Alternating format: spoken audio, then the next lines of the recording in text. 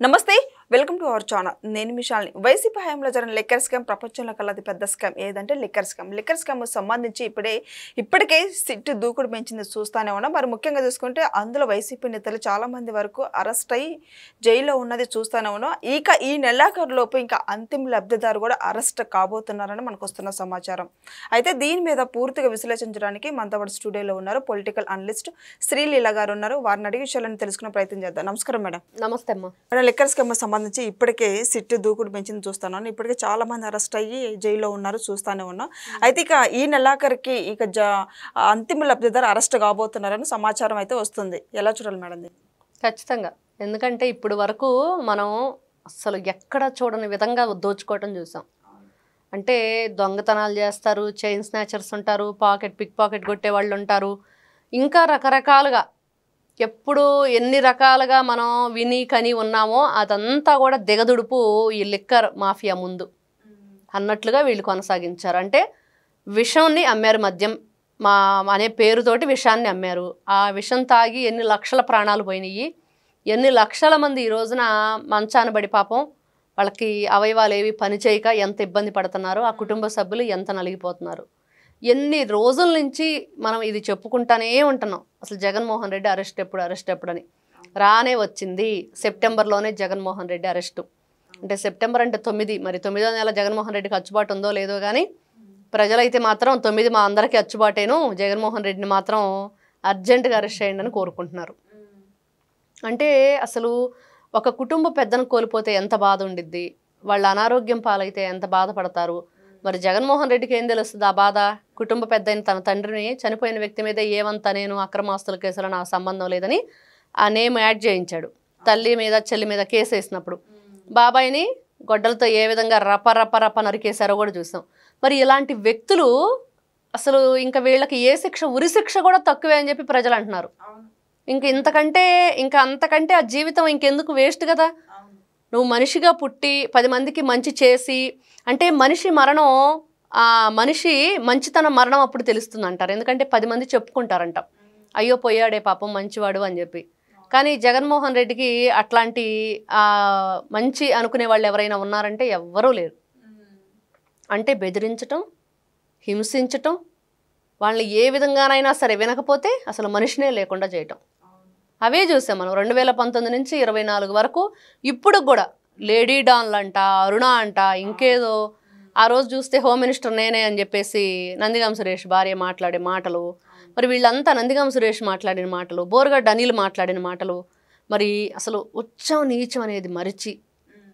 మనం మనుషులు 10 మందిలో ఉన్నప్పుడు గౌరవం సమాజం పట్ల ఒక దీంతో మనం ఉండాలి అనేది మర్చిపోయి క్యారెక్టర్ అసాసినేషన్ చేస్తూ ఫోటో మార్ఫింగులు చేస్తూ ఇష్టానుసారంగా అనకూడని మాటలన్నీ కూడా అనుకుంటూ సోషల్ మీడియా వేదికగా ఎంతమంది ఎన్ని విధాలుగా రెచ్చిపోయారో మనం చూసాం పబ్లిక్గా మీడియా ముందుకు వచ్చి కూడా తెలుగుదేశం పార్టీ జెండాలు కట్టుకుని వెళ్ళే వాళ్ళ మీద ఏ విధంగా వాళ్ళు విరుచుకుపడ్డారో 10వ ఎమ్మెల్యే ఉన్నాడు కదా పెద్దిరెడ్డి రామచంద్రారెడ్డి మరి వాళ్ళ నియోజకవర్గంలో ఏ విధంగా చేశారో చూసాం ఈయన జగన్మోహన్ రెడ్డి ఒక సెట్టింగ్ వేసి 10 ట్యాంకులు వాటర్ తెచ్చి అక్కడ అప్పటికప్పుడు టెంపరీగా గేట్లు తెచ్చి ఓ బటన్ నొక్కేసి పూజలు చేసేసి వెళ్ళిపోయాడు కొబ్బరికాయ కూడా కొట్లాకి ఇసిరేసి వెళ్ళిపోయాడు దాంట్లో 10 నిమిషాలు కట్ చేస్తే అన్నట్లుగా అక్కడ 10 ట్యాంకర్ వాటర్ ఎట్టిపోయినాయో ఆ గేట్లు కూడా ఎత్తుకొని వెళ్ళే పరిస్థితి సినిమా షూటింగ్ అయిపోయింది సెట్టింగ్ తీసేసాం అన్నట్లుగా అయిపోయింది ఆ రోజున వాటర్ ప్రాజెక్టు ఈ రోజున గతంలో అప్పుడు ఆయన పక్కనే ఉండి బటన్ నొక్కిచ్చాడు అంబటి రాంబాబు ఆయన అప్పుడు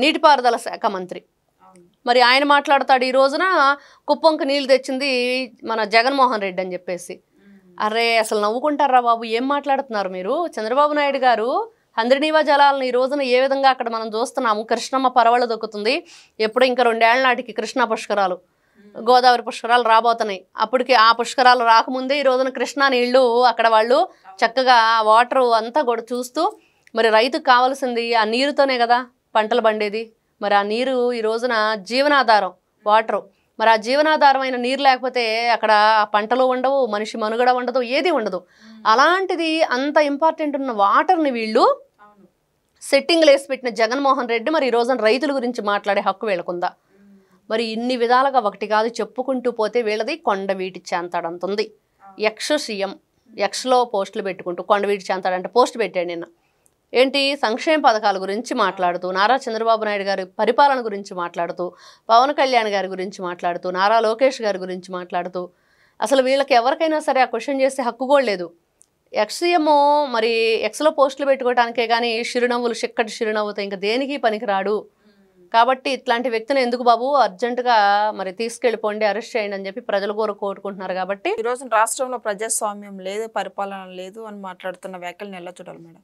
ప్రజాస్వామ్యం లేని పరిపాలన అంటే 2019 నుంచి ఇంకా తేరుకోలేదేమో. జగన్మోహన్ రెడ్డికి ప్రజాస్వామ్యం కనిపించట్లేదేమో. ఆయన పేపర్ తప్పించి ఇంకో పేపర్ చూడడేమో, వాళ్ళు ఇచ్చిన స్క్రిప్ట్ తప్పించి వేరే మాటలు వినడేమో, ఎవరితో మాట్లాడి 10 మందితో పలకరిస్తే మంచి చెడ్డ తెలుసుకుంటే తెలుస్తాయి. అలా కాకుండా నేను గీసిందే గిరి, ఆ గిరిలోంచి నేను బయటకు రాను, నేను బట్టిన కుందేళ్ళకి 3 కాళ్ళు అని చెప్పి మాట్లాడితే ఆయనకు ప్రజాస్వామ్యం కనిపించదు, ప్రజలు కనిపించరు. ప్రజాస్వామ్యం ఎలా కనిపించిద్ది? ఈయన ప్రజాప్రతినిధిగా ముఖ్యమంత్రిగా ఉన్నప్పుడు మరి పరదాలు కట్టుకొని తిరిగాడు కదా, అసలు ప్రజలను చూడకుండా. ఈయన ప్రజాస్వామ్యం గురించి మాట్లాడుతుంటే చాలా కామెడీగా ఉండిద్ది. మరి అంతే కదా, ఇప్పుడు ప్రజల్ని నువ్వు ప్రజాప్రతినిధిగా ఉండి నిన్ను మంచి మెజార్టీతోటి ఆ రోజున గెలిపించుకొని 151 ఇచ్చారు. ఇచ్చినప్పుడు నువ్వేం చేసావు? పరదాలు కట్టుకొని తిరిగావు, పోలీసులతో లాఠీ చార్జ్ చేయించావు, కడుపులో బూటుకాళ్ళతో తన్నిచ్చావు, పసిబిడ్డ తల్లులను లేకుండా అరెస్ట్ చేయించావు, గర్భిణీ స్త్రీలను లేకుండా కొట్టించావు. ఇన్ని రకాలుగా నువ్వు కొనసాగించి ఇప్పుడు ప్రజాస్వామ్యం అంటే అసలు నీకు ఆ ప్రజాస్వామ్యం అనే మాటకి ఎక్కడైనా పొంతనా పోలిక ఉందా? అలాంటి వ్యక్తి జగన్మోహన్ రెడ్డి గారి మాటలు ఇట్లానే ఉంటాయి. నేను చెప్పేవాడినే కాదు చేసేవాడిని, చెప్పేవాడిని కానీ చేసేవాడిని కాదు అనుకుంటాడు ఇక్కడ. ఖచ్చితంగా అదైతే మనకి క్లియర్గా అర్థమైంది. కేవలం ఆయన మాటలు ఏదో ప్రజలు వినటానికి తప్పించి ఎక్కడ ఆయన ఆచరించడానికి మాత్రం ఎక్కడ ఏది కూడా మనం చూడలేదు, వినలేదు, జరగదు కూడా. ఈ నెలాఖరులోపు అరెస్ట్ అని మనకు వస్తున్న సమాచారం. మరి ఈ నెలలోనే అసెంబ్లీ సమావేశాలు ఉన్నాయి. మరి అరెస్ట్ ముందా అసెంబ్లీ సమావేశాలకు వెళ్తాడా? ఏమంటారు జగన్మోహన్ రెడ్డి? అసెంబ్లీ సమావేశాలు అడ్డం పెట్టుకొని అరెస్ట్ ఆపుకుంటాడేమో. నేను సమావేశాలు హాజరవ్వాలి, నన్ను అణగదొక్కుతున్నారు, ప్రజల గొంతుకు వినిపిద్దాం అనుకుంటున్నాను, మరి ప్రజల గొంతుకు వినిపించాలంటే నన్ను అరెస్ట్ చేస్తే ఎట్లాగా అని చెప్పేసి కూడా డొంక తిరుగుడు వ్యవహారాలు చాలా చేస్తారు.